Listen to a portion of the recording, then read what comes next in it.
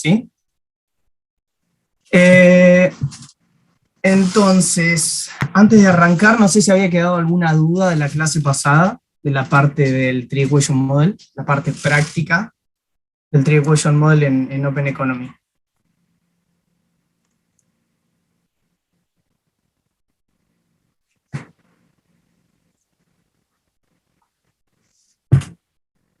Bueno, asumo que es un no eso.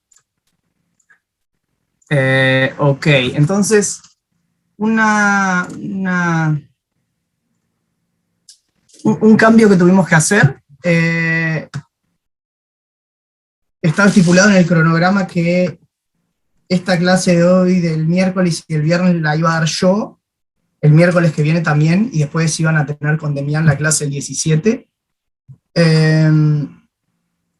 Hubo un cambio. El viernes 10 va a dar Demián la clase de inflación estructural. El sábado no hay clases, y la semana que viene, el miércoles 15 y el viernes 17, vamos a tener las dos clases restantes del Tree Equation Model, ¿sí? Así que queda ese cambio hecho.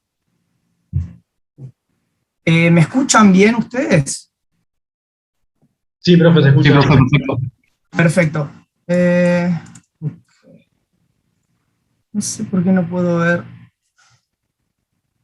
el chat, por alguna razón. Bueno, si hay alguna pregunta, no sé por qué no estoy pudiendo ver. Acá, bueno, sí. Si hay alguna pregunta, directamente desmútense porque no sé qué pasa con el chat. No lo estoy pudiendo ver. Ok.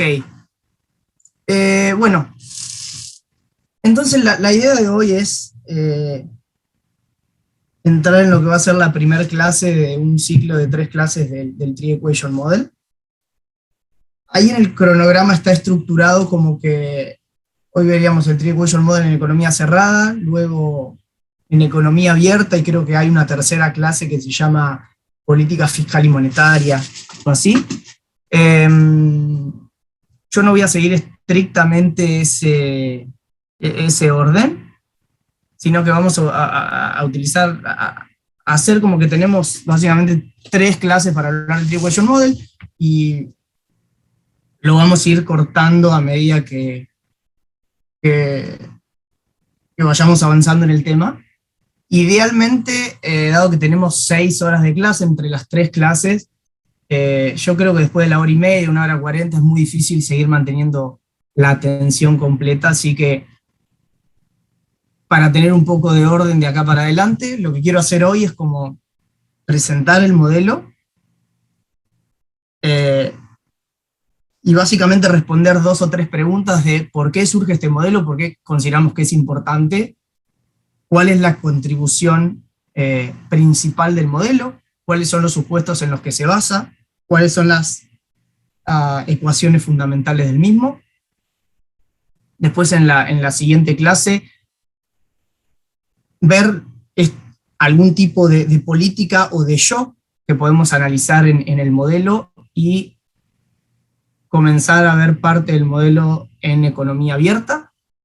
Y en la última clase, que ahí sí quizás usemos las 2 horas completas, la idea es terminar el modelo en economía abierta y usar la última media hora, 40 minutos, para de alguna manera repasar lo que fue la experiencia de metas de inflación o inflation targeting en Argentina en estos últimos años, 2016-2017. ¿Sí? Así que eso va a ser un poco la estructura. Profe, Sí. disculpe que lo interrumpa, pero quiero hacer una consulta. A mí se me cortó recién en la clase un cachito cuando estaba hablando sobre los temas. Quería consultarle las lecturas sobre inflación que eran para hoy, capítulo 3 y 4 de Karl Nisoski, ¿pasan para el viernes o se mantienen las que estaban? Exacto, sí. Hoy, de hecho, la bibliografía que tengo para hoy es el capítulo 3 y 4, así que vamos a... Perfecto. Bien, bien. El viernes, por si llegaste tarde, Pablo, sí. la va a estar dando Demián, pero vamos a hacer un cambio. Lo va a estar dando el viernes inflación estructural, y la clase del miércoles y viernes que viene, o sea, 15 y 17, voy a dar las clase 2 y 3 del Tree Equation Model Show. ¿Sí? Bien, perfecto. Gracias. Perfecto. No, por favor. Ok. Entonces, bueno, básicamente la bibliografía de la clase para hoy va a ser capítulo 3 y 4, principalmente capítulo 3, y después creo que ahí en el cronograma para la parte de economía abierta va a ser el capítulo 9 y 10, ¿sí? Ok. Antes de seguir, una pregunta. Ustedes tuvieron una clase anterior donde cubrieron algo de expectativas adaptativas y racionales, ¿verdad? Sí, se nombraron un poco. Sí. Ok, bueno, entonces a medida que vayamos avanzando yo cuento con eso. De todas formas, podemos volver a repasar algo de los conceptos, ¿sí? Ok. Ahí. Entonces, ¿cuál es la idea o por qué vamos a dedicarle 3 clases al Tree Equation Model y una clase de práctica de 4 horas? Si ustedes se fijan en el cronograma, los 2 grandes modelos de la primera parte del curso van a ser el ISLM, que como hablamos la otra vez casi que le dedicamos 5 o 6 clases, y el Tree Equation Model por otro lado. Entonces, el Tree Equation Model viene a originarse a partir del hecho de que durante la década del 90 muchos países desarrollados adoptan un nuevo régimen macroeconómico, que es lo que suele llamarse el nuevo consenso macroeconómico, ¿sí? Entonces, este nuevo consenso macroeconómico tiene como varias aristas. Dentro de la arista de la política fiscal es la idea de que un país debiera implementar una política fiscal contracíclica. ¿Qué quiere decir esto? Es básicamente ahorrar cuando el país está creciendo para poder desahorrar cuando el país está en una recesión. Es esta idea de ahorrar en épocas de vacas flacas para poder consumir o comer en épocas de vacas, perdón, ahorrar en época de vacas gordas para poder consumir en época de vacas flacas. Algo que me olvidé, y ustedes también, no estaba grabando. Así que vamos a hacer eso. Recording in progress.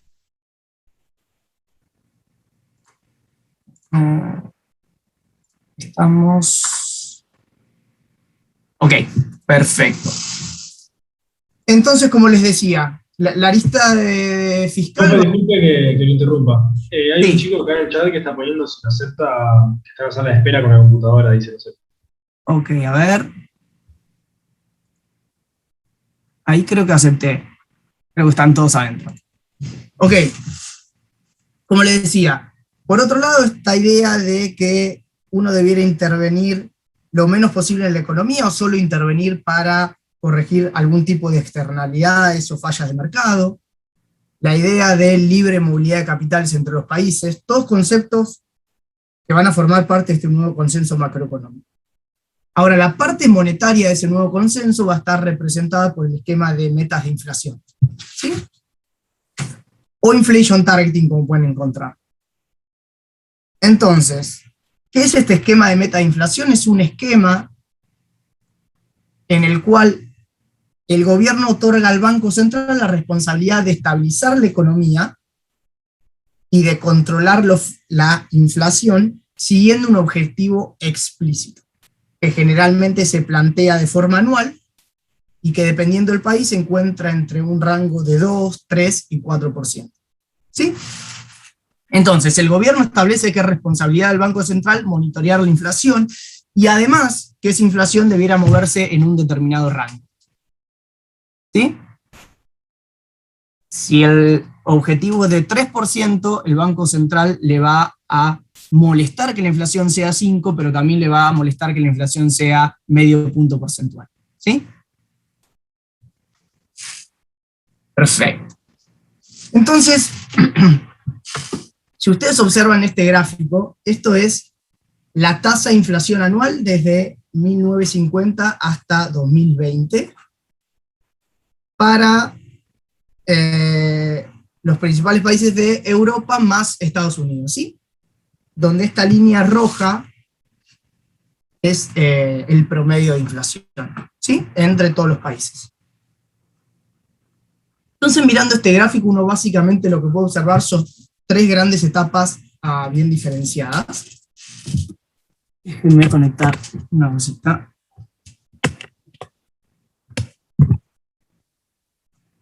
Ok, entonces,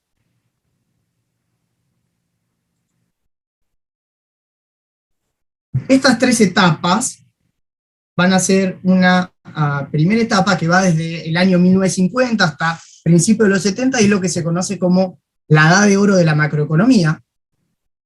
Es decir, desde fines de la Segunda Guerra Mundial hasta principios de los 70, una etapa donde todos los países desarrollados crecían a tasas altas, con inflación anual menor al 10% en promedio, y con mejoras en la distribución del ingreso, ¿sí? Ahora, hacia principios de los 70,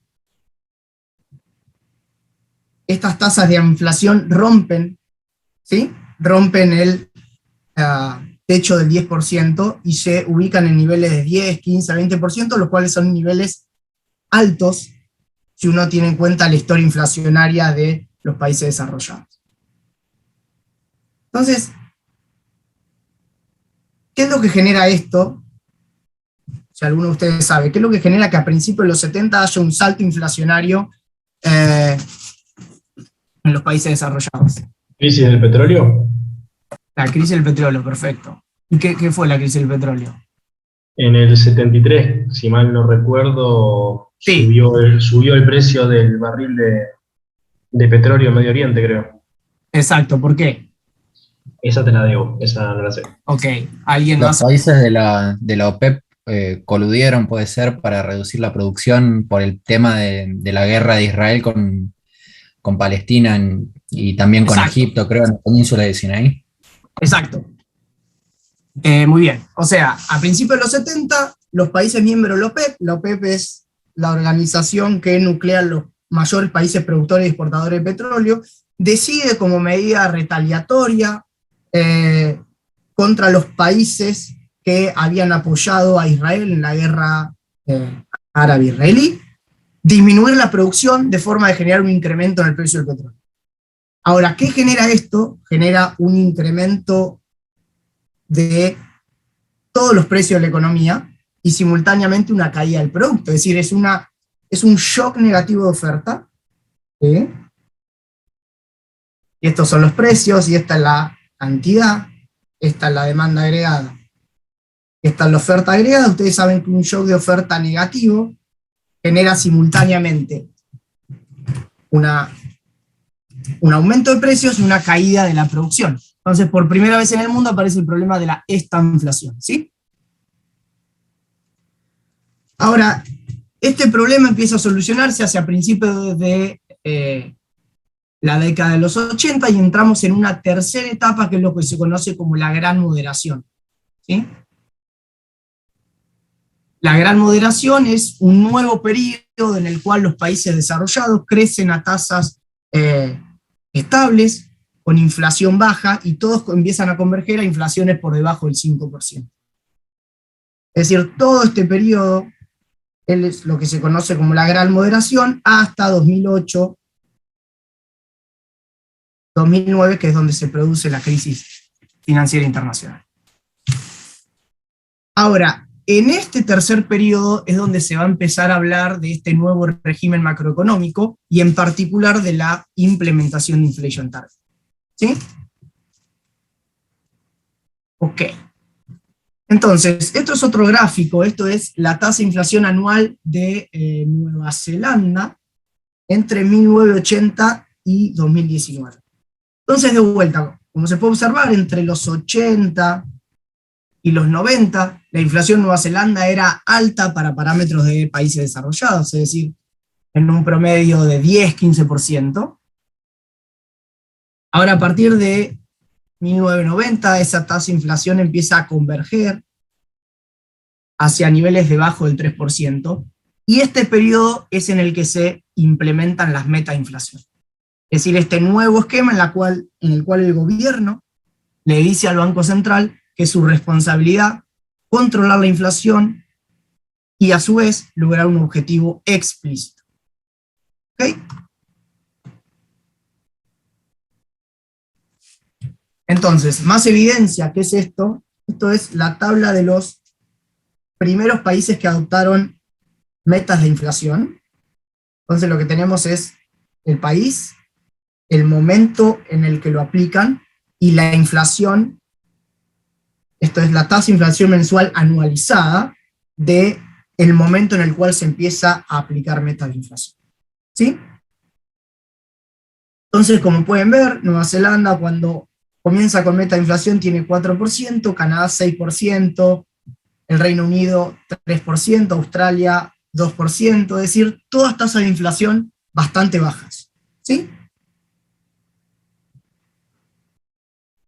Ok. Entonces, ¿qué nos empieza a decir esto? Esto nos empieza a decir que inflation targeting parece ser un régimen de política monetaria exitoso para mantener la inflación baja y estable una vez que la misma ya lo es. ¿Sí? Es decir, en todos estos casos, inflation targeting se aplica no como parte de un programa de estabilización para bajar la inflación,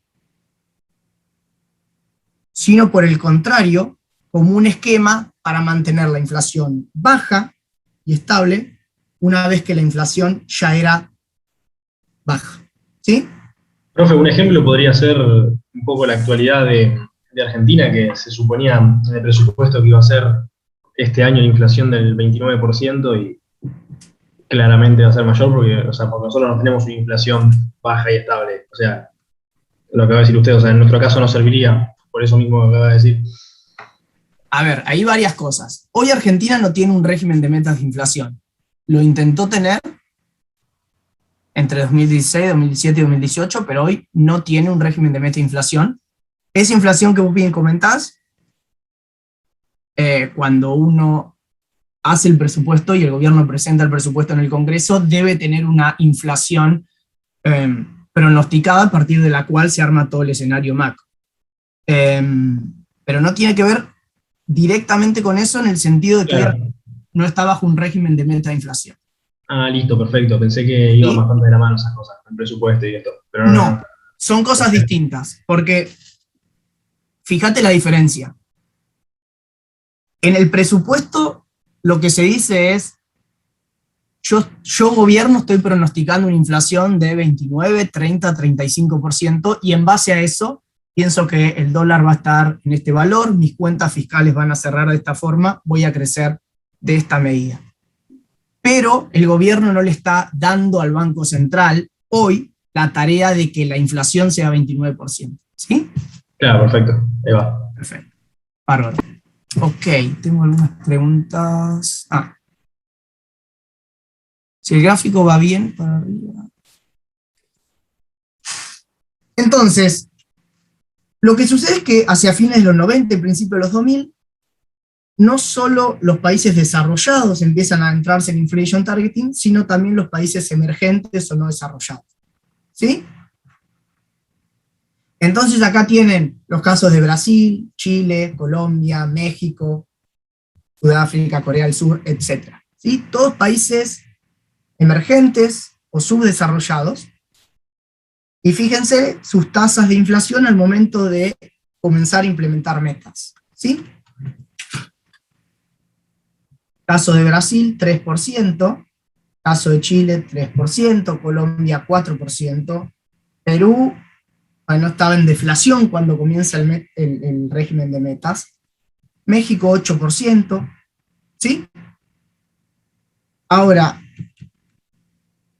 lo que sucede es que en general los países que adoptan metas de inflación no las abandonan. Es decir, hasta el 2015 no había ningún país en el mundo que hubiera adoptado metas de inflación y que en un momento posterior las abandonó, con algunas excepciones, y esa excepción es Argentina. ¿Sí? Argentina intentó aplicar metas de inflación, formalmente comenzó a hacerlo en enero de 2017, cuando la inflación era, tomando diciembre de 2016, diciembre de 2015, entre 38 y 40%, ¿sí? Fíjense que es, por ejemplo, 10 veces la inflación de Brasil al momento que aplicó metas. ¿Sí?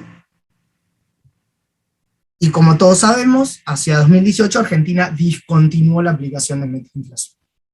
Entonces, hoy día Argentina es el único país en el mundo que intentó aplicar metas de inflación y que posteriormente las tuvo que abandonar. ¿Sí?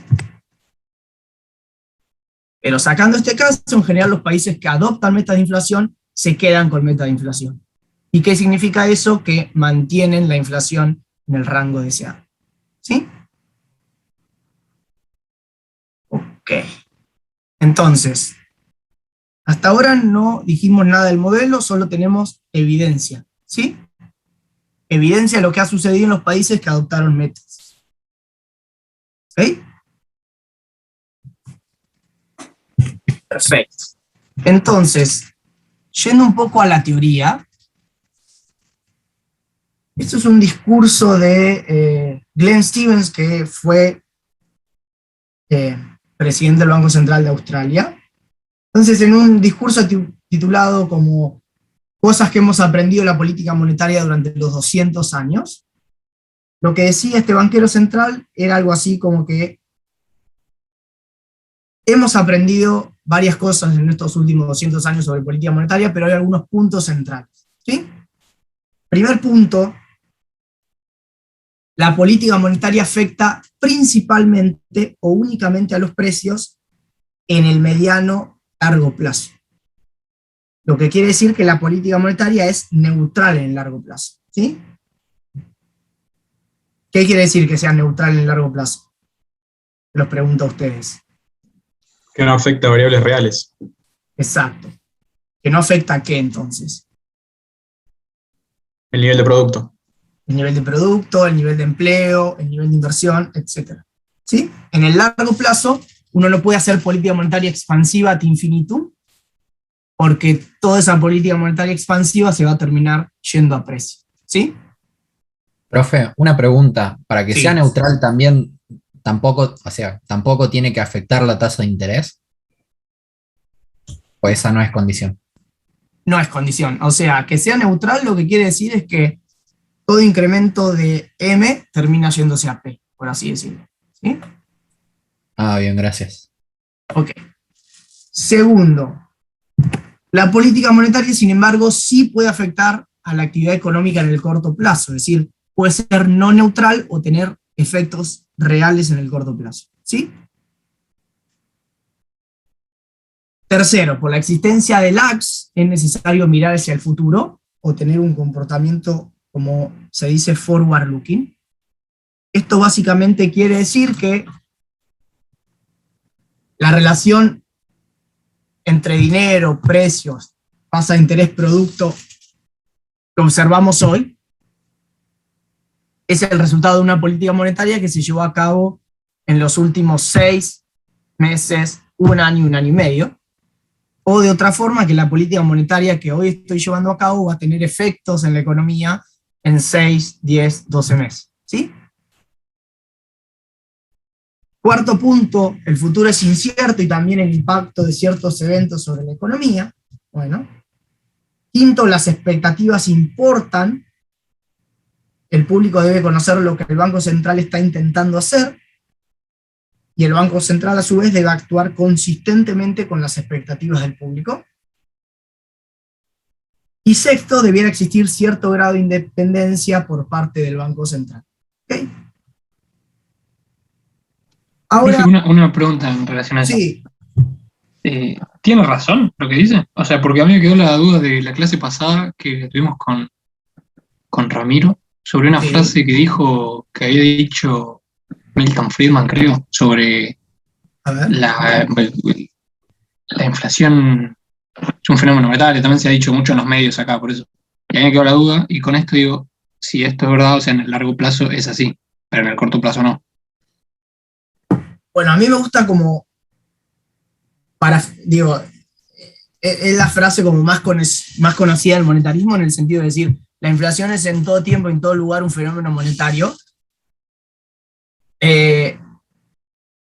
A mí en lo particular me gusta como parafrasear esa frase y decir,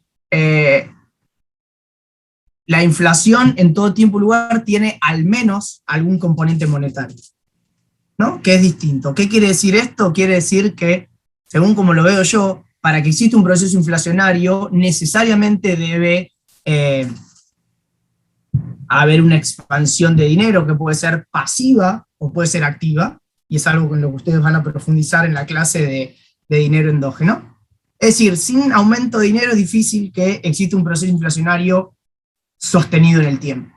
Ahora, en el corto plazo puede haber otros factores que determinen el proceso inflacionario y que lo hagan persistente. ¿Sí? Claro, perfecto. ¿Sí? Sí, clarísimo. Es decir, el dinero siempre tiene un rol. Ahora, en el corto plazo, hay otros factores que pueden estar detrás del proceso inflacionario. Y que el dinero termina actuando de forma pasiva y no que sea el causante primordial de por qué los precios suben. ¿Sí? Profe, permítame agregar algo sin querer interrumpir. Sí. Gregorio, un economista, creo que chileno, De Gregorio. Sí. en un libro muestra un gráfico en donde la emisión monetaria tiene mayor relación con la inflación a largo plazo y no tanto a corto plazo. Muestra en unos gráficos eso. Ok, y digo, eso tiene relación directa con lo que estamos diciendo acá, es decir, en el largo plazo dinero tiene una relación directa con inflación, en el corto plazo no tanto, porque el dinero, política monetaria expansiva, tiene una relación con el nivel de actividad. ¿Sí? Sí, para agregar algo nada más. Perfecto. Ok, bueno. Entonces, tenemos ciertos facts. Cuando empecemos a hablar de facts básicamente es hechos estilizados que observamos en los datos, en la historia. Ahora, lo que necesitamos es un modelo o un marco teórico que nos permita racionalizar y poder discutir estos facts, estos hechos estilizados. Entonces, ese vacío teórico va a ser llenado por el Tree Equation Model. Entonces, Tree Equation Model, modelo de 3 ecuaciones, o modelo nuevo keynesiano, son el mismo modelo, ¿sí? Entonces, indistintamente los vamos a usar a lo largo del curso, ustedes los van a escuchar hablar en cualquier artículo o revista que lean, ¿sí? Tengan en cuenta que es el mismo modelo. Entonces, tenemos cierta evidencia empírica, no hay un modelo, un marco teórico que nos permita estudiar eso. Bueno, ese vacío teórico va a ser llenado por este modelo de 3 ecuaciones, ¿sí? Ahora, este modelo de 3 ecuaciones va a ser una simplificación de modelos más grandes, que son estos modelos de equilibrio general, dinámicos y estocásticos, o DSG, ya vamos a tener una clase de eso, que son usados hoy por los bancos centrales de todo el mundo para básicamente diagnosticar, simular y pronosticar distintos escenarios macroeconómicos. Entonces, ¿qué estamos viendo con este modelo? Básicamente estamos viendo el modelo base que se utiliza en cualquier banco central de la actualidad para discutir escenario político económico. ¿Sí? Vamos a ver una simplificación de eso. ¿Ok?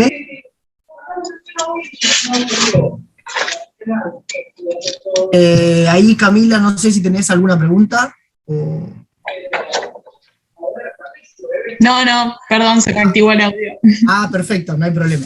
Ok, entonces, este Tree Equation Model, como bien lo dice el nombre, va a estar formado por 3 grandes ecuaciones. Una curva IS, que va a representar la demanda de la economía, una curva de Phillips, que va a representar la oferta, y una regla de política monetaria que va a representar las preferencias y restricciones de la autoridad monetaria. ¿Sí? Ok. Entonces, pasando rápido por esto, algunas preguntas que nos interesa responder cuando pensamos en el Tree Equation Model. Primero que nada, ¿por qué el gobierno establece que la responsabilidad del Banco Central debe ser el control de la inflación? Bueno, esto... ¿Y por qué se considera la inflación como un problema que debe ser controlado? Bueno, ¿por qué la inflación debe ser un problema que debe ser controlado? Bueno, básicamente porque está demostrado que a los votantes les importa el nivel de inflación, es una prioridad. Y por otro lado, por las distorsiones que genera en la economía. Ineficiencia en la asignación de recursos, distorsiones en los sectores productivos, impedimentos al crecimiento, ¿sí? Ahora, quizás la pregunta más importante es, ¿por qué se delega esta responsabilidad al Banco Central? Es decir, ¿por qué la política monetaria se elige por sobre la política fiscal para estabilizar el ciclo? Entonces, por un lado hay razones prácticas que tienen que ver con el hecho de que es más fácil que el Banco Central decida cambiar la tasa de interés, que haya que cambiar una ley en el Parlamento, en el Congreso, para mover determinados impuestos. Por otro lado, hay razones de economía política. En general, la política monetaria suele verse como algo más neutral en términos distributivos. Es decir, esto es lo que decía Keynes, de que nadie le hace una huelga a la inflación, ¿no? Salario real básicamente puede caer porque suben los precios o porque baja el salario nominal. Seguramente si una empresa decide reducir los salarios nominales, hace una protesta. Ahora, es difícil pensar en una huelga a la inflación. Lo que quiere decir de alguna forma es que no es tan claro, o al menos en el común del votante mediano, no está claro cuáles son los efectos distributivos de la política monetaria. ¿Sí? Ahora, sí, en general, es más claro quiénes son los ganadores y perdedores de una determinada política fiscal, es decir, una retención a las exportaciones, un impuesto a las ganancias, etc. Sí está claro a quién va a perjudicar o a quién va a beneficiar. ¿Sí? Ahora, ¿por qué es este control de la política monetaria un banco central independiente? Es algo que nosotros vamos a ver en el curso, no en profundidad, pero que sí me van a ver el año que viene cuando tengan moneda. Y básicamente está la idea de que el Poder Ejecutivo, al ceder al Banco Central, un organismo al menos a priori independiente, la tarea de reducir la inflación, reduce la tentación de utilizar cautivamente al Banco Central en por ejemplo, periodos electorales, o para obtener determinados objetivos que van en contraposición a los objetivos del Banco Central. Por estas cuestiones es que en la práctica, por ejemplo, lo que se suele hacer es que establecer que el mandato del presidente del Banco Central sea distinto a un mandato presidencial. Por ejemplo, en nuestro caso, si el mandato presidencial dura 4 años, el mandato del presidente del Banco Central dura 6, de forma de que se den los casos en los cuales un banquero central le toca ejercer su cargo durante un periodo en el cual hay una administración que no lo eligió, por ejemplo. ¿Sí? Entonces, en Argentina solo hubo un presidente del Banco Central que terminó su mandato, ¿sí? Que fue el primero, y luego nunca más un presidente del Banco Central terminó su mandato. Ustedes agarran todos los presidentes del Banco Central de Argentina y se fijan lo que duró cada uno. En promedio, cada uno tuvo una duración de entre 1 año y medio y 2. Lo cual, después cuando uno se pregunta por qué ciertos problemas de estabilidad nominal, bueno, también son fruto de una historia de inestabilidad institucional, ¿verdad? Pero bueno, no nos vamos a meter demasiado en este tema, pero vale la pena al menos tocar. ¿Sí? Okay. Entonces, de vuelta, recapitulando, tenemos los hechos estilizados, nos falta un marco teórico para pensar el mismo. Entonces, vamos a tener este modelo con determinados supuestos, que como vamos a ver, son supuestos que se contradicen bastante con los supuestos del modelo de ISLM. ¿Sí? Yo cuando tomo los finales siempre hago esta pregunta. Es la primera pregunta que siempre hago porque me parece que es como fácil, como para que ir entrando en confianza a poco, y me sorprende que siempre se equivoque. Entonces, vamos a tratar de repasarla despacio. Entonces, este Tree Equation Model es un modelo dinámico, ¿sí? El modelo SLM era un modelo estático, donde uno miraba la foto, donde si recuerdan las variables no estaban fechadas, justamente porque todo sucedía en el mismo momento. En cambio, el Tree Equation Model va a ser un modelo dinámico, en el sentido de que vamos a ver una película, ¿sí? Si hoy cambio la tasa de interés, eso va a afectar el producto mañana, y ese cambio en el producto quizás le pega a la inflación mañana o pasado mañana, ¿sí? Todo se va a dar de forma secuencial. Hay efectos contemporáneos y otros que se dan en el tiempo. Por eso es dinámico, ¿sí? Segundo, la autoridad monetaria controla la tasa de interés, lo cual tiene sentido, es decir, estamos planteando un marco teórico que se asemeja con lo que sucede hoy en la práctica de los bancos centrales. ¿Qué controlaba la autoridad monetaria en el modelo SLM? M, ¿no? La cantidad de dinero nominal. Y dado que los precios eran fijos, controlaba la cantidad de dinero real. ¿Sí? Ok. Tercer punto, los precios no son fijos. Entonces, ¿qué va a suceder si los precios no son fijos?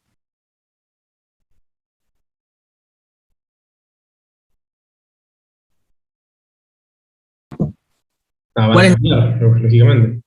¿Cómo? Que van a ir fluctuando los precios. Ok, ¿y eso qué implicancia tiene? ¿Qué podemos...? Hay inflación. Exacto. Es decir, dado que tengo un modelo donde los precios no son fijos, es decir, PT puede ser distinto a los precios en T+1, distinto a los precios en un periodo T+K. La inflación puede ser mayor, menor, igual a cero, ¿sí? ¿Qué sucedía en el modelo ISLM? Dado que los precios eran fijos, era un modelo donde no había inflación. Entonces, estamos generando o planteando un marco teórico donde ahora sí podemos estudiar el fenómeno de la inflación, ¿sí?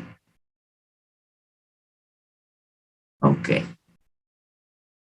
Entonces, dado que hay inflación, la tasa nominal no necesariamente va a ser igual a la tasa de interés real. Si ustedes recuerdan, la tasa de interés nominal era la tasa de interés real más lo que hoy esperaba de inflación mañana, ¿sí? Entonces, esto es lo que vamos a tener en un modelo en el cual los precios no son fijos y por lo tanto la inflación puede ser distinta de cero. Cuando esta inflación es igual a cero, como sucedía en el ISLM, entonces sí, la tasa de interés nominal coincide con la tasa de interés.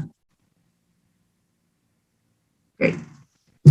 Quinto punto, hay un rol para las expectativas, es decir, en el modelo SLM era un modelo determinístico. Bueno, acá hay un modelo donde las expectativas de los agentes importan y a su vez donde es posible tener un componente estocástico. Básicamente de un modelo no predecible o de incertidumbre dentro del modelo. ¿Okay? Y séptimo, existen rigideces nominales que garantizan la existencia de efectos reales de la política monetaria en el corto plazo. Esto de alguna forma coincidimos con el ISLM. En el ISLM, dado que los precios son rígidos, un incremento de M puede tener efectos reales. Lo mismo sucede en este modelo. ¿Sí? ¿Te hago una pregunta? Sí. En la fórmula que escribiste recién hay una E que es de expectativa actual sobre la inflación futura, ¿no? Exacto. Ah, perfecto, gracias. Sí. Esa es la fórmula, esta que es como la fórmula de Fisher. La fórmula correcta de escribirlo es así. Lo que espero hoy de la inflación mañana.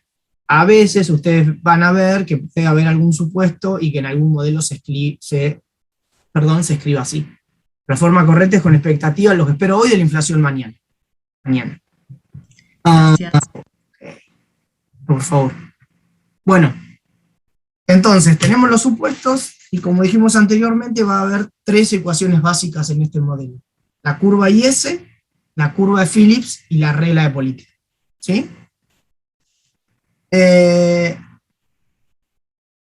Curva de Phillips. ¿Ustedes tuvieron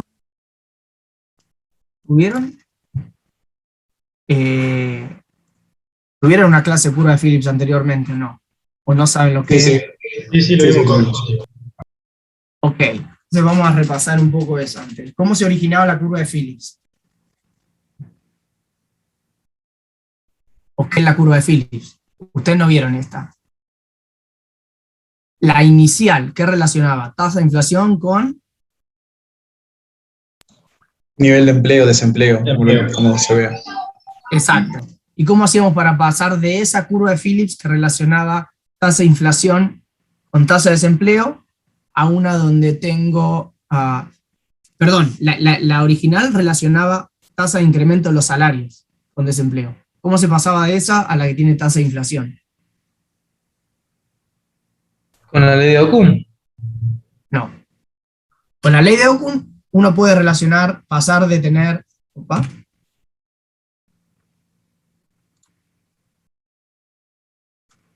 Con la ley de Ockham uno podía pasar de tener desempleo a tener producto. Ahora, ¿cómo pasaba de tener inflación de salarios a tener inflación de precios? ¿Eso lo vieron? Con expectativas racionales. No. No, se le Antes agregaban, tema se le agregaban unas de ecuaciones. Samuelson y Solow, ¿no? Exacto. Se le tomaba Joaquín. logaritmo a algo y creo que se tomaba logaritmo a ambos lados. No recuerdo el siguiente paso matemático. No, no importa, pero como la intuición, ¿cuál era? No recuerdo la intuición.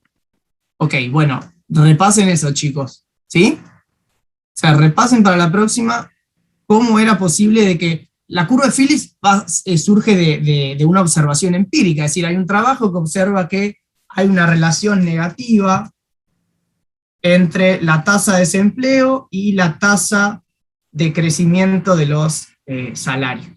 ¿Sí? Ahora, Samuelson y Solow, como bien dijo Joaquín, establecen condiciones para podemos pasar de ver la curva de Phillips en términos de salarios y desempleo a verlo en términos de tasa de inflación y desempleo. Y a partir de esto, que los policymakers puedan elegir una combinación óptima entre inflación y desempleo. Es decir, que la curva de Phillips pasa a ser un instrumento de política. Es como un aporte bien importante de Samuelson y Solow. Eso léanlo. Se los voy a preguntar para la próxima clase, ¿sí? Ok. Entonces, este nuevo modelo va a tener tres ecuaciones, va a tener la curva IS, la curva de Phillips y una regla de política por parte de la autoridad monetaria. Entonces, ¿qué va a representar la IS? Va a representar el lado de la demanda del modelo. Bueno, acá alguien me había puesto... Claro, exacto. Tiene que ver con eso. Ok, déjenme avanzar acá. Entonces la curva IS va a establecer una relación negativa entre el nivel de producto y la tasa de interés real. Pero fíjense que la tasa de interés real de ayer me está afectando el producto hoy. ¿De qué forma? De forma negativa. Y esto de alguna forma es similar a lo que uno encontraba en el modelo ISLM. Es decir, en el modelo ISLM ustedes tenían que la inversión tenía un componente autónomo y dependía negativamente de la tasa de interés real. Entonces, pues el producto dependía negativamente de la tasa de interés real. Bueno, esto se mantiene acá, ¿sí? Lo que cambia es el impacto temporal. Lo que ayer... Profe, perdón, Sí. Déjame... disculpame que te haga... Lo que ayer sucedió con la tasa de interés real me está impactando hoy el producto. O lo que sucede hoy con la tasa de interés real me impacta en el producto de mañana. ¿Sí? Sí, ahí no sé quién había hablado. Yo, perdón que te interrumpa, pero esto es siempre algo que me confunde. Eso es producto, pero no es tasa de crecimiento del producto, sino producto. Bueno, está bien la pregunta.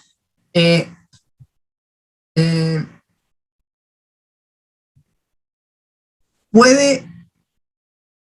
depende cómo esté especificado el modelo, puede ser nivel de producto o puede ser tasa de crecimiento. En este caso es nivel de producto. ¿Sí?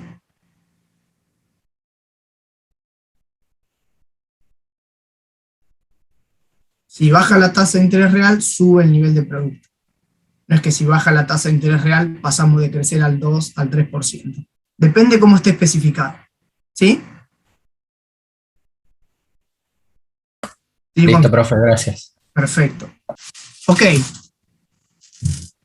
Por otro lado, vamos a tener la curva de Phillips, que representa el lado de la oferta del modelo y que establece una relación positiva entre la tasa de inflación y el nivel de producto. ¿Sí? Entonces, la idea acá es que si el nivel de producto IT es mayor al nivel de producto potencial IE, habrá un incremento en la tasa de inflación. ¿De cuánto? De alfa por esta diferencia. ¿Sí? ¿Qué es el producto potencial? Pregunta.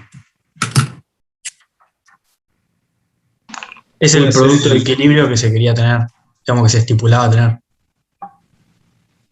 Yo creo que es el nivel de producto que hace que el desempleo esté en su tasa natural.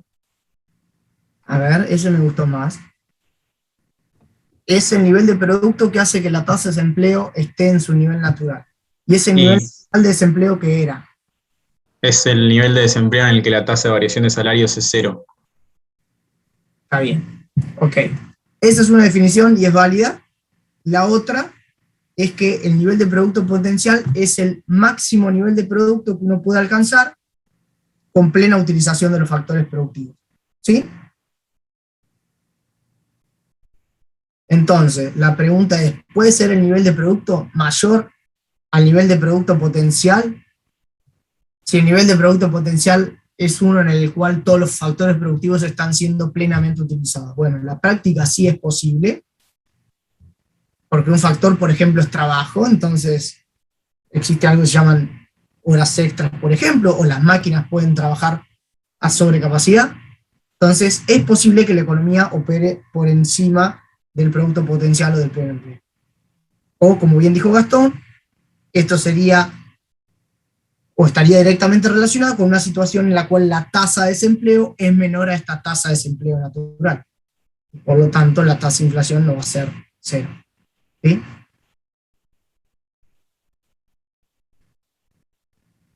Ok. Y por último tenemos, como dice acá, una regla de política. Entonces, como una función de reacción del Banco Central que refleja sus objetivos y la forma en la que el Banco Central va a proceder en caso de que los mismos no se estén cumpliendo. ¿Sí? Donde, como pueden ver, hay una relación negativa entre los desvíos del nivel de producto respecto de cierto nivel de equilibrio y los desvíos de la inflación respecto de cierto objetivo. Este pi-t es tasa de inflación y la T es de target. ¿Sí? Entonces, fíjense, si el nivel de producto corriente IT es mayor al nivel de producto potencial,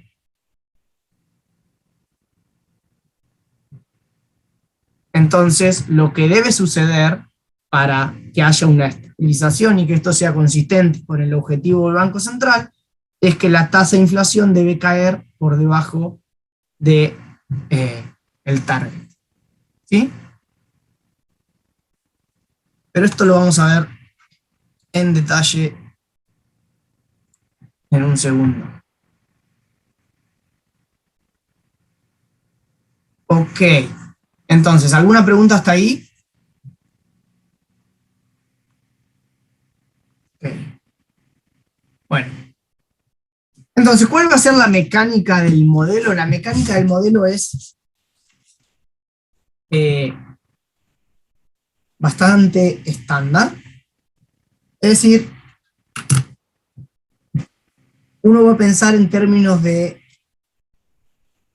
el lado de la demanda y el lado de la oferta en el modelo.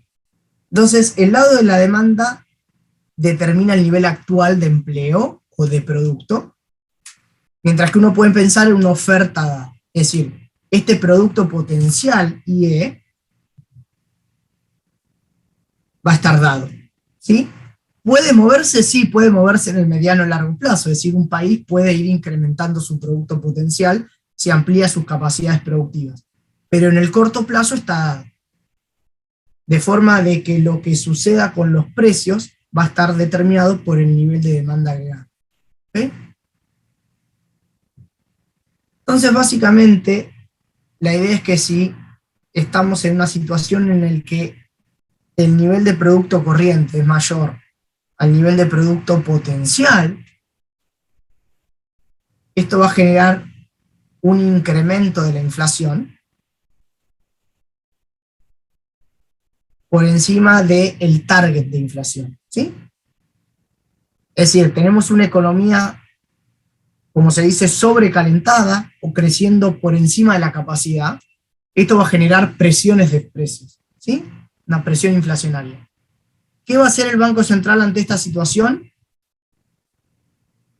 Va a subir la tasa de interés.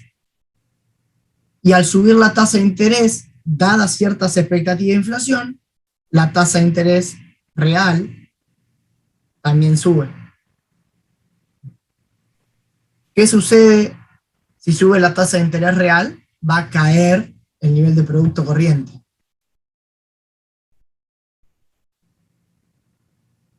¿Sí?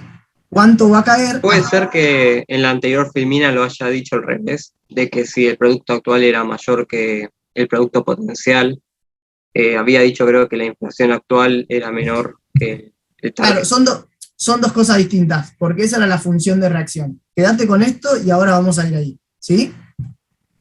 Sí, gracias. Perfecto, entonces, el nivel de producto se encuentra por encima del potencial. Los precios van a subir por encima del target, ¿sí? ¿Qué va a hacer el Banco Central? Va a subir la tasa de interés nominal. Dadas ciertas expectativas, eso va a incrementar la tasa de interés real y como resultado va a generarse una caída del producto. ¿Sí? Esta es la forma en la cual se corrige en el modelo una situación en la cual tenemos una economía sobrecalentada u operando sobre la capacidad.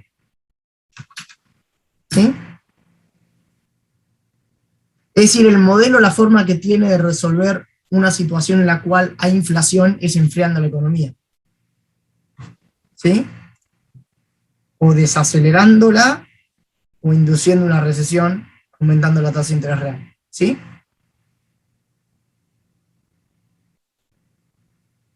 Ahora, fíjense qué sucedería en el caso contrario, en el cual el producto se encuentra por debajo del producto potencial, es decir, estamos en una economía operando por debajo de la capacidad. Bueno, en ese caso, la inflación seguramente se encuentre por debajo del target, por lo que el Banco Central va a decidir disminuir la tasa de interés. Esto va a generar una caída en la tasa de interés real y esto va a estimular la economía. ¿Cuánto? Hasta el punto en el cual el producto corriente se vuelve a igualar con el producto potencial. ¿Sí?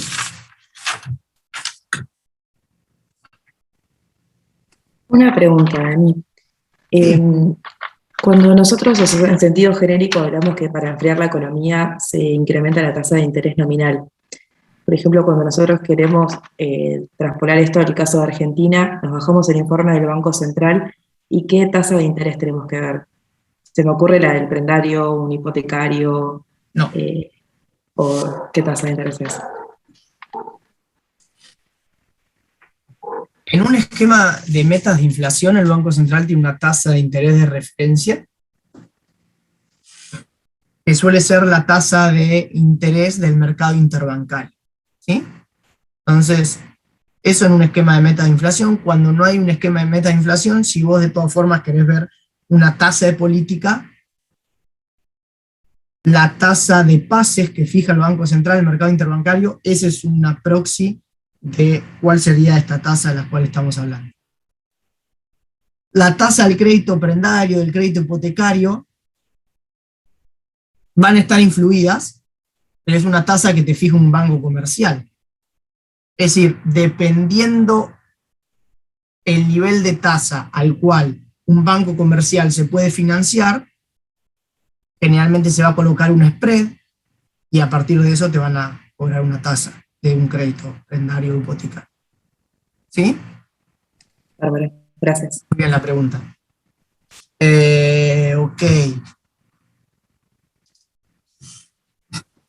Entonces, yendo específicamente a qué sucede con cada ecuación del modelo. Entonces, ¿qué problemas vamos a tener por el lado de la autoridad monetaria? Entonces, el Banco Central tiene preferencias respecto a la inflación y respecto a... ¿Ok? Ahora, para alcanzar esos objetivos se enfrenta a ciertas restricciones que están dadas por la curva de Phillips, es decir, por el lado de la oferta a la economía. Es decir, un banco central puede tener un determinado target de inflación y de producto. Lo que sucede es que la curva de Phillips determina una relación positiva entre estas dos variables y por lo tanto hay un trade-off. Es decir, imagínense que un banco central tiene un objetivo determinado de nivel de producto y se encuentra por debajo, entonces puede decidir estimular la economía. Lo que sucede es que al estimular esa economía, los precios también van a crecer y la inflación puede desviarse del objetivo inicialmente planteado. Entonces, este es el trade-off al cual se va a enfrentar el Banco Central. Ahora, lo que va a hacer entonces el Banco Central es resolver un problema donde va a intentar minimizar ciertas pérdidas sujeto a la restricción que le fija el lado de la oferta a la economía dado por la curva de Phillips, y una vez determinado su objetivo va a fijar una tasa de interés vía la curva IS que sea consistente con ese objetivo inicial. Entonces todo esto que parece así en palabras confuso, en este caso sí vale la pena apelar a una ecuación, un pequeño problema para clarificar un poco. Y hacia ahí es donde vamos a ir ahora, ¿sí?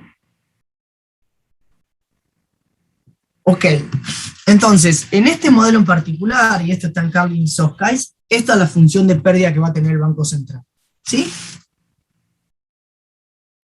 Entonces, si se fijan, la función de pérdida L de los del Banco Central va a decirme que al Banco Central le molesta que el producto se desvíe de cierto nivel de equilibrio o de producto potencial, y también le molesta que la inflación se desvíe de cierto nivel de producto potencial. ¿Ok? Ahora, el hecho de que los términos estén al cuadrado lo que quiere representar de alguna forma es que a este Banco Central o a esta autoridad monetaria le molestan desvíos tantos por encima como por debajo.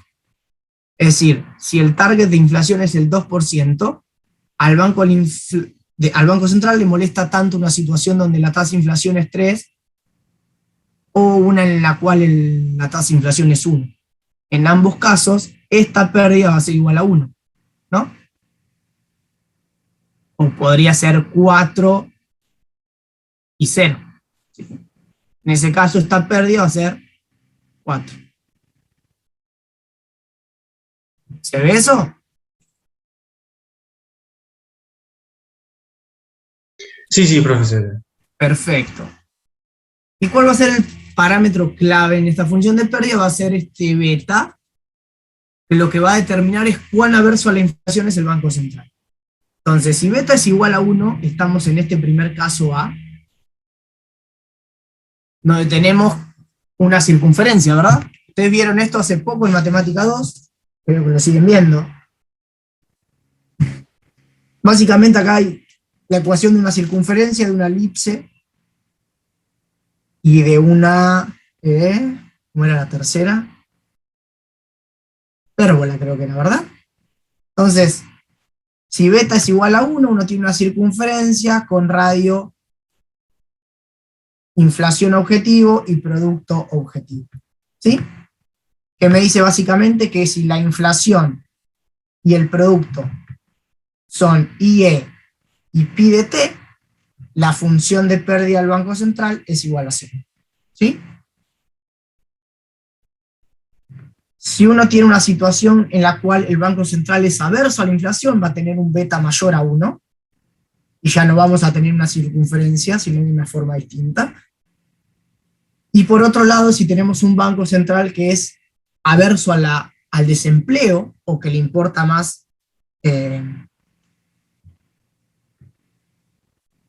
esta parte, los desvíos del producto respecto al nivel potencial, el beta va a ser menor aún. ¿Sí? ¿Qué sucede en la práctica? En la práctica uno tiende a encontrarse con bancos centrales que por definición debieron ser aversos a la inflación. ¿Sí? Ok, entonces esta va a ser la función de pérdida del Banco Central. Y el Banco Central va a tener que minimizar esa función de pérdida sujeto a la curva de Phillips. ¿Sí? Entonces el Banco Central quisiera elegir un nivel de producto y un nivel de inflación tal que le permita minimizar este problema. ¿Ok? Entonces, ustedes me van a decir cómo resolverlo.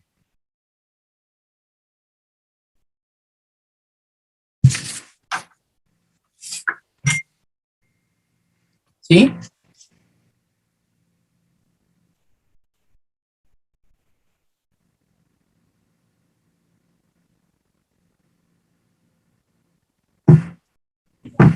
Reemplazamos A la ver, restricción y hacemos las condiciones de primer orden. no sé, digan ustedes, a ver. Tienen una función para minimizar y una restricción. ¿Cómo lo harían? Armamos el Lagrangiano. El Lagrangiano, sí. A ver cómo lo armo el Lagrangiano. ¿Qué pongo?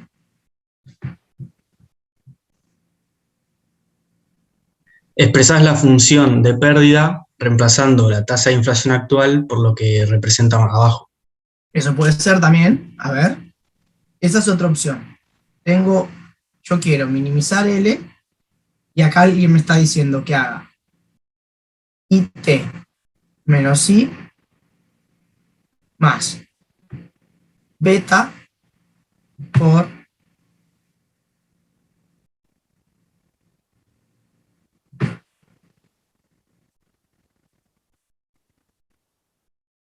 ¿no? Donde acá básicamente reemplacé por la inflación. Ok, y ahora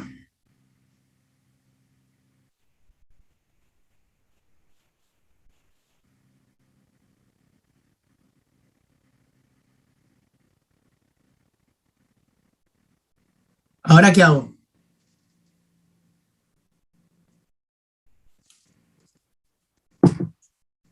Chicos, esto lo vieron hace poquito en economía matemática, así que, y lo van a ver hasta cansarse el micro. Condiciones de primer orden. Ok, ¿con respecto a qué? A la inflación actual, me parece que es la única que sería. Y al nivel de Pero la inflación actual ya la reemplacé, no la tengo. Ah, perdón. O sea, ¿qué es lo que me queda? Si tenía que elegir Nivel inflación. de producto actual. Producto, ok.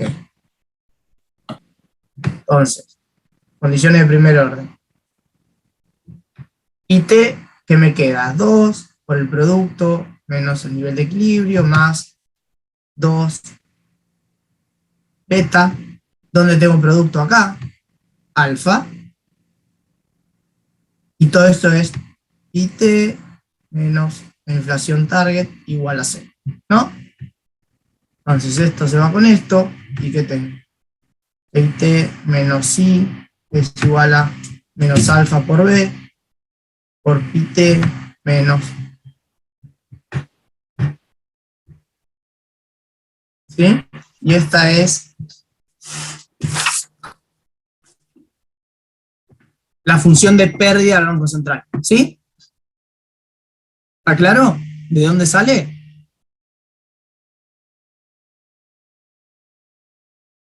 Sí, sí, está claro. Perfecto. Entonces, yo hoy lo había dicho al revés, pero ahora o lo dije de una forma distinta. ¿Qué es lo que me está diciendo esta función de reacción? Lo que me está diciendo es lo siguiente: hay una relación negativa entre desvíos de la inflación y desvíos del producto. Primero, ¿no? Es decir, si hay un desvío positivo de la inflación, entonces para que eso sea consistente con la minimización de pérdida, debiera haber en respuesta a eso un output gap negativo, es decir, un desvío del producto negativo. ¿Sí? O dicho de otra forma, si esto es positivo, para que el Banco Central esté minimizando sus pérdidas, debiera generarse un desvío del producto negativo. Que es lo que decíamos hoy, es decir, cómo se corrige un proceso inflacionario en el modelo, se corrige desacelerando el ritmo de crecimiento del producto, se corrige enfriando la economía. ¿Sí? Ok. Segundo, coincidencia divina, es decir, en este modelo, cuando uno está estabilizando la inflación, ¿qué es lo que sucede? Está estabilizando también el producto. ¿Sí? Es decir, si esto es igual a 0, entonces necesariamente esto tiene que ser igual a 0. Lo que implica que el producto está en su nivel de producto potencial. Y este es un resultado muy fuerte, porque quiere decir que un banco central que está preocupado por colocar la inflación en su nivel objetivo, también implícitamente está estabilizando el producto. ¿Ok? Entonces la política monetaria está estabilizando el ciclo económico en el corto plazo. ¿Ok?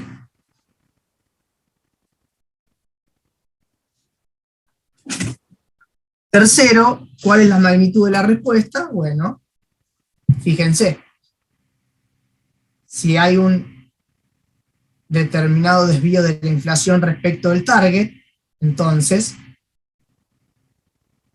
el desvío del producto respecto de este nivel de producto de equilibrio va a ser menos alfa por beta por lo que es ese desvío. ¿Sí? Esta va a ser la magnitud de la respuesta. ¿Ok? ¿Dónde qué es alfa y qué es beta? Bueno, como habíamos dicho, beta era el parámetro de aversión a la inflación y alfa era el parámetro de cuánto respondía la inflación a desvíos del producto en la curva de Phillips. ¿Sí?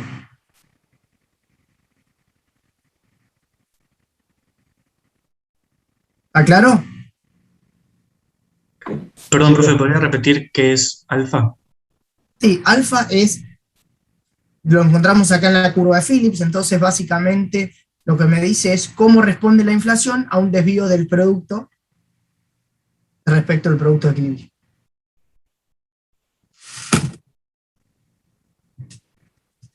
¿Sí?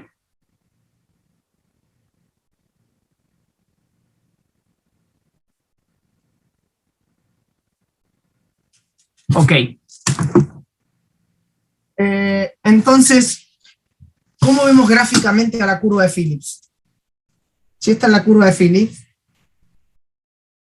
donde pi, t de e van a ser las expectativas, y en este modelo vamos a asumir expectativas adaptativas, es decir, lo que yo espero de inflación hoy es exactamente lo que fue la inflación ayer. Lo van a ver cuando lean Calvin-Sofsky.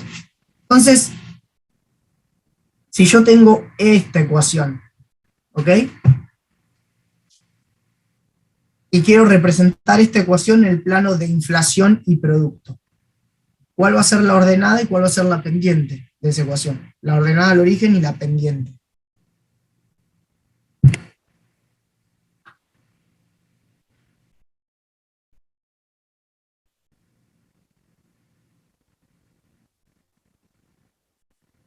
La pendiente es alfa. La pendiente es alfa y la ordenada, muy bien. La inflación del La periodo inflación previo. pasada, ¿Y qué es? la inflación pasada menos alfa por el producto de equilibrio. Ahí me gusta más. A ver. O sea, la pendiente va a ser alfa, porque la variable que estoy graficando en el eje X es Y y de T. Ahora, la ordenada al origen es alfa T menos 1, que es un dato para mí, ¿sí?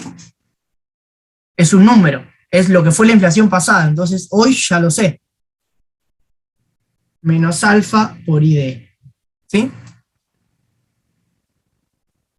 Por eso fíjense que si tomamos esta curva de Phillips, donde la inflación esperada es 2, y acá tengo 2, fíjense que esta ordenada al origen estaría por acá. Esto sería como pi t menos 1 menos alfa por ID. ¿Ok? 2 es esto, entonces todo esto tiene que ser alfa por ID. ¿Se entiende? Chicos, no los noto ágil con esto.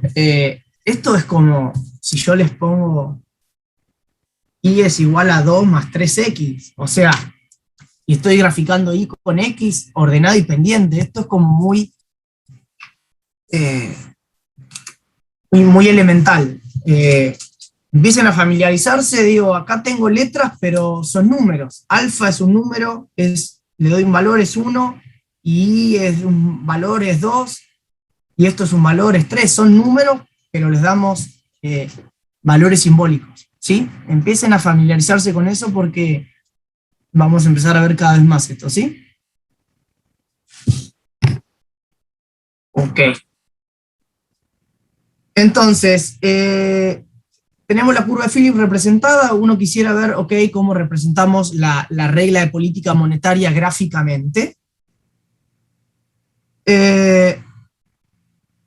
Entonces, una forma de representarla es encontrar los puntos de tangencia entre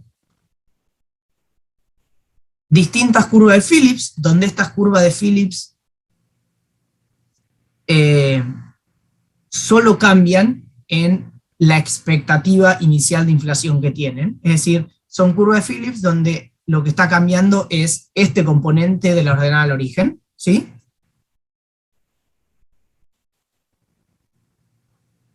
Entonces, tenemos distintas curvas de Phillips y tenemos distintos círculos de pérdida o distintas funciones de pérdida del Banco Central.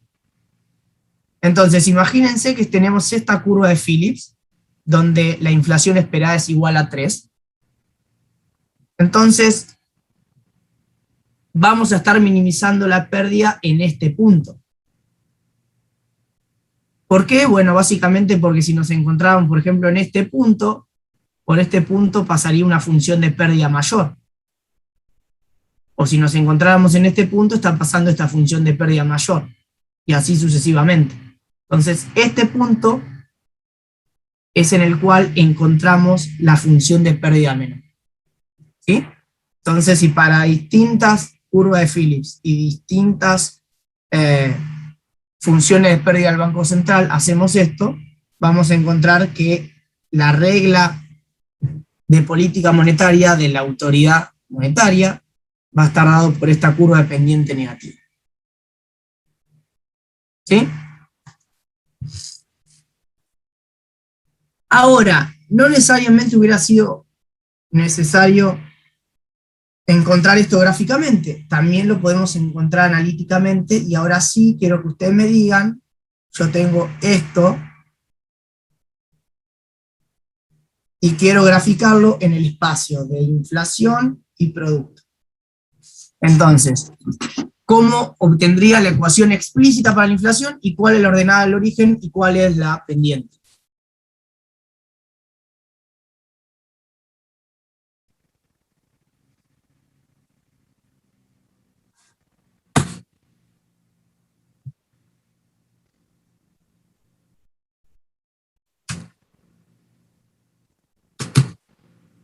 Alguien se tiene que animar, chicos.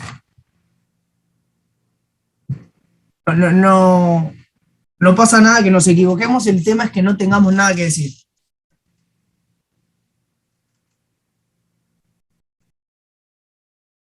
¿Qué es lo que tengo que hacer? ¿Por dónde empiezo? Inicialmente se me ocurre dejar distribuir. Pi sub T, ¿o no? A ver, Pablo y Gonzalo hablaron. Habla, Pablo. Dale vos, primero. Digamos, lo que se me ocurre a mí por ahí, primero distribuir alfa por beta al paréntesis, A ver, para después poder despejar esa tasa de inflación y armar una función en virtud de eso. a ver. Pablo me dice que hagamos así y que intentemos despejar pi de t. Entonces, antes que distribuirlo, yo directamente lo hubiera pasado dividiendo así, pero también está bien, ¿no? Y después solo pasamos este término solo, ¿no? Sí, de verdad que es más sencillo. Sí, pero igual está bien, vamos a llegar a lo mismo. Entonces, ¿cómo sigo acá? ¿Qué tengo que agrupar con qué? Vamos a escribirlo como si fuera A por X más B, así que una función. Distribuimos el -1 sobre alfa por beta con I sub t y sub e. Muy bien. Entonces, El I sub t, lo que queda multiplicando I sub t sería la pendiente y todo lo demás sería la ordenada de origen. perfecto. ¿Sí? Entonces, esto va a ser la ordenada al origen y esto va a ser la pendiente. ¿Se entiende? Sí, sí. Entonces, sin tener que hacer esta derivación analítica o gráfica, directamente desde la función de reacción del Banco Central uno puede representar en el espacio de inflación y producto esa función de reacción. Entonces, fíjense, esta función de reacción, esta monetary rule, va a tener pendiente negativa, esta OC, porque es esto, ¿sí? Y segundo, fíjense que la ordenada al origen, por ejemplo, de esta monetary rule, el target de inflación es 2, pero la ordenada al origen es algo mayor a 2. ¿Por qué? Bueno, porque dijimos que esta ordenada al origen es la inflación objetivo más 1 sobre alfa por beta por el producto de equilibrio. ¿Se entiende? Esto, chicos, de acá a, no sé, 2-3 semanas que es el examen, tienen que tenerlo así. Que yo les dé una ecuación que les dé, ustedes me pueden representar esto fácilmente. ¿Sí? Ni hablar hacia el final del curso. Entonces pónganselo como objetivos. Esto es derivación de una función implícita. ¿Sí? Es cuando ustedes tenían esto igual a 0 y yo les decía, a partir de esta función implícita encuentren la función explícita de y en función de x. Es esto. Que no nos confundan los símbolos de y de equilibrio, alfa, beta, es exactamente esto, donde la tasa de inflación es y el nivel de producto es x. ¿Sí? Entonces pónganse como objetivo de acá a 2-3 semanas para el examen saber esto, porque va a estar. ¿Sí? Y no solo para el examen, lo van a ver, no una, ni dos, ni tres, lo van a ver todos los días en lo que queda de la carrera. Profe, ¿puedo repetir el último paso que no terminé de entender? Sí. Sí, ese cuando se consigue la política monetaria. Eso no lo terminé de entender. Lo que hicimos básicamente fue distribuir este término. Lo multipliqué por esto, y por eso me queda -1 sobre alfa por beta por i de t, y lo multipliqué por i de e, por eso menos por menos más, aparece acá, y simplemente lo agrupé con la inflación objetivo. Perfecto, gracias. Buenísimo. Ok. Entonces, recapitulando. El Banco Central ha determinado, dadas sus preferencias y las restricciones, enfrenta una función de mejor respuesta en el espacio inflación y producto. ¿Ok? Ahora, ¿cómo se implementa esta función de mejor respuesta? Nosotros dijimos que, dado un desvío de la inflación respecto a su target, yo quiero cierto desvío del producto respecto de su target, o respecto del producto potencial. Ahora, yo, autoridad monetaria, yo, Banco Central, no puedo cambiar el producto potencial. ¿Sí? Porque está determinado por el lado de la oferta, por el mediano y largo plazo de tu economía. Depende de tu productividad, de tu nivel de empleo, de la cantidad de máquinas que hay en la economía. No puedes afectar eso. Entonces, ¿cómo lo podemos afectar? Moviendo el nivel de producto corriente. ¿Sí? Entonces, ¿Cómo se implementa esta función de mejor respuesta? En la práctica se implementa a través de esto que quizás hayan escuchado, la regla de Taylor, ¿sí? La regla de Taylor es una regla que siguen algunos bancos centrales que tiene exactamente esta forma, donde, con la diferencia de que acá hay valores. En general esto suele ser 1,5 y esto 0,5. ¿Sí? Entonces lo que me dice esto es que si el desvío de la tasa de inflación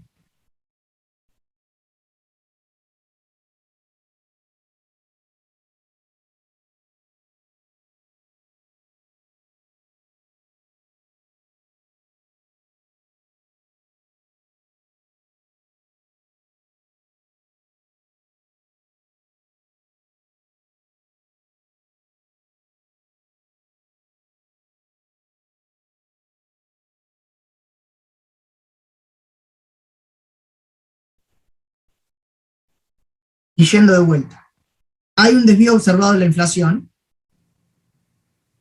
esta monetary rule nos dice cuál es el output gap. No sé si lo aclaré, si no lo digo. Cuando diga output gap o brecha de producto es básicamente la diferencia entre el producto y el nivel de producto potencial. Esto es el output gap. ¿Sí? Output gap o brecha de producto. Ok, entonces la monetary rule nos va a decir cuál es el output gap que minimiza esta función de pérdida. ¿Ok? Entonces, supongamos que obtenemos ese output gap, el Banco Central lo va a obtener fijando una determinada tasa de interés, que sea consistente con ese output gap. ¿Y qué necesitamos para relacionar esta tasa de interés con el nivel de producto? Necesitamos una curva IS. ¿Sí? Entonces el Banco Central elige una tasa de interés real que sea consistente con un determinado nivel de demanda agregada. ¿Sí? Es decir, el Banco Central va a mover la tasa de interés hasta el punto en el cual se encuentre el nivel de producto corriente que sea consistente con el output gap necesario para minimizar las pérdidas. ¿Sí? Entonces esto es algo que les mostraba hoy. Esta es la curva IS que teníamos en el modelo ISLM. Bueno, esta va a ser la curva IS que vamos a tener en el Tree Equation Model. ¿Sí? Sigue entrando gente. Se debe estar corriendo la bola de que está muy divertida esta clase. No. ¿Sí? Es la curva IS dinámica del modelo de tres ecuaciones. ¿Sí? Entonces, resumiendo, el equilibrio del modelo va a estar representado por estas tres ecuaciones, por la curva IS, por la curva de Phillips y por la curva de monetary rule o política monetaria. ¿Sí? Entonces, fíjense lo que veíamos hoy. La pendiente de la Phillips curve es alfa, la pendiente de la monetary rule es -1 sobre alfa por beta, la pendiente de la IS es -1 sobre A minúsculo. Entonces, de vuelta, si el Banco Central quiere estar en este punto, ¿sí? Que es el punto en el cual está minimizando las pérdidas y a su vez siendo consistente con la restricción que le impone el lado de la oferta a la economía, dado por la curva de Phillips, ¿sí? Si quiere obtener este nivel de producto, entonces debe mirar qué nivel de tasa de interés se requiere para alcanzar ese nivel de producto. Y ese nivel de tasa de interés va a ser RS. Entonces, si el Banco Central quiere tener IT e IDE, entonces, donde esto viene del problema del Banco Central, entonces, para obtener este par de producto de inflación objetivo, debe fijar una tasa de interés que sea consistente con esto. ¿Y de dónde se obtiene esa tasa de interés? De una que sea consistente con la IS. ¿Sí?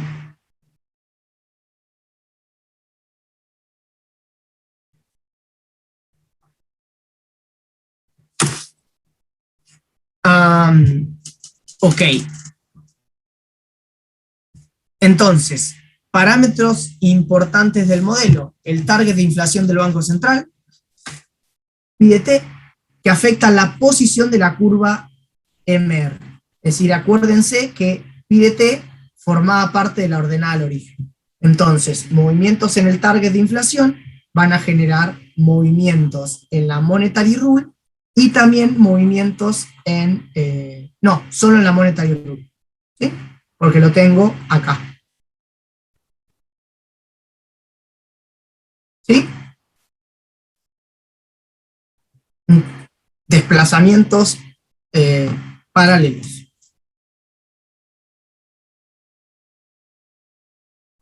Otro parámetro importante, la ponderación relativa de cada objetivo en la función de pérdida del Banco Central, beta. ¿Sí?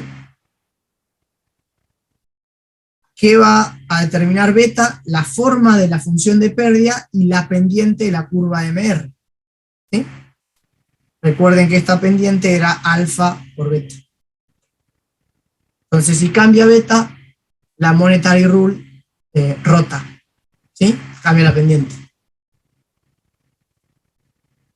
Pendiente de la curva de Phillips, alfa, me va a afectar la pendiente de la curva MR. Y a su vez, la pendiente de la curva de Phillips. ¿Sí? Cambia alfa, rota la MR y también rota la Phillips curve. ¿Qué pasa si cambia la sensibilidad de la demanda agregada a cambios en la tasa de interés real? Si cambia el parámetro A, bueno, cambia la pendiente de la IS. ¿Sí? Por otro lado, los últimos dos parámetros relevantes son el nivel de producto de equilibrio IE, que también me van a generar movimientos en la ordenada al origen de la curva de Phillips. ¿Sí? Entonces, haciendo un poco un último repaso de lo que vimos.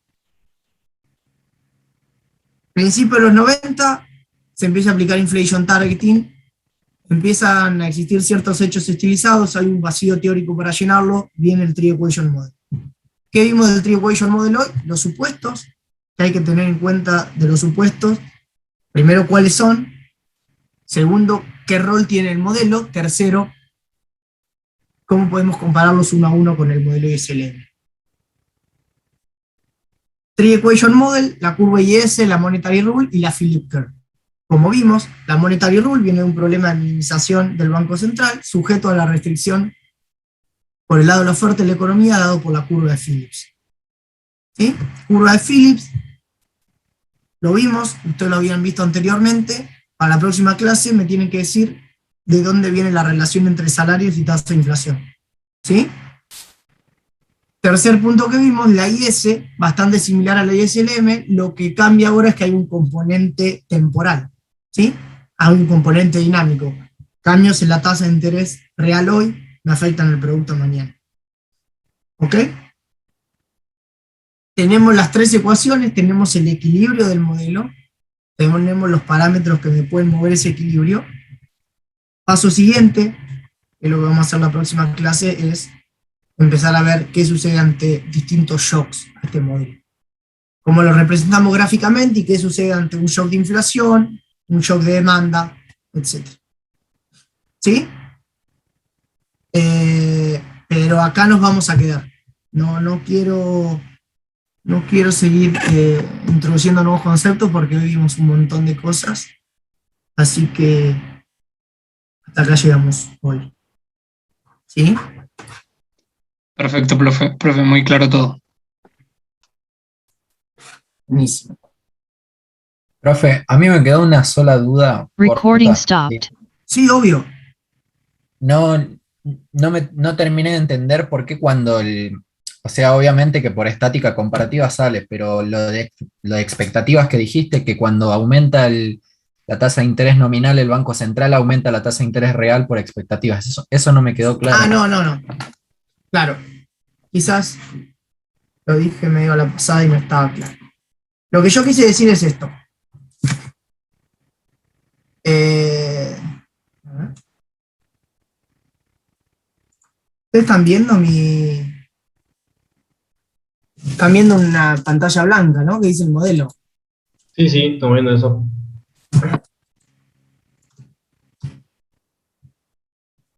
No me deja.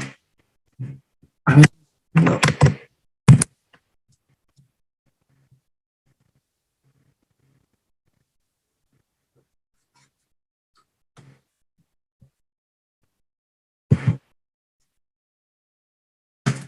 Bueno, no, a ver si lo encontramos. No me deja escribir, no sé por qué. No. Ah, ya sé. ¿Ahí? Ahí está.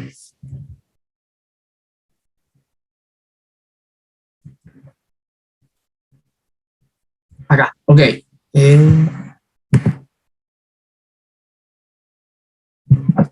Ok, entonces, nosotros habíamos dicho que la tasa de interés nominal es igual a la tasa de interés real más esta expectativa, ¿no? Esta es la paridad de Fisher. Entonces, esto es lo mismo que decir que la tasa de interés real es igual a la tasa de interés nominal menos un término de expectativas. ¿Sí?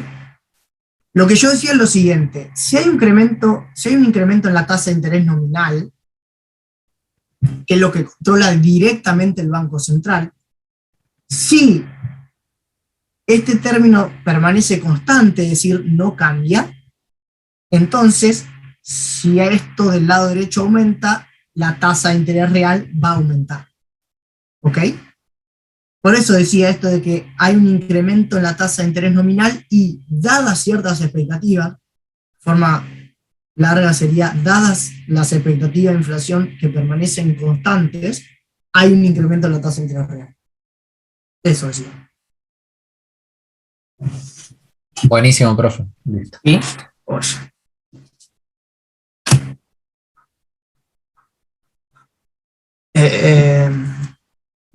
Bueno, nada. Entonces, veríamos el miércoles que viene. Estaría buenísimo para mí, pero sobre todo para ustedes, que pudieran darle una leída al capítulo 3 y 4, porque hay un montón de conceptos nuevos y cuando empecemos a abrir este modelo de economía abierta se va a complicar aún más. Así que estaría bueno que en una semana lleguen a la clase ya con esos 2 capítulos leídos, ¿sí? Si hay alguna duda en el medio, me mandan un mail y bueno, eso sería todo. ¿Sí? Genial. Gracias, Muchas gracias, profe. Buenas Buenas noches, chicos.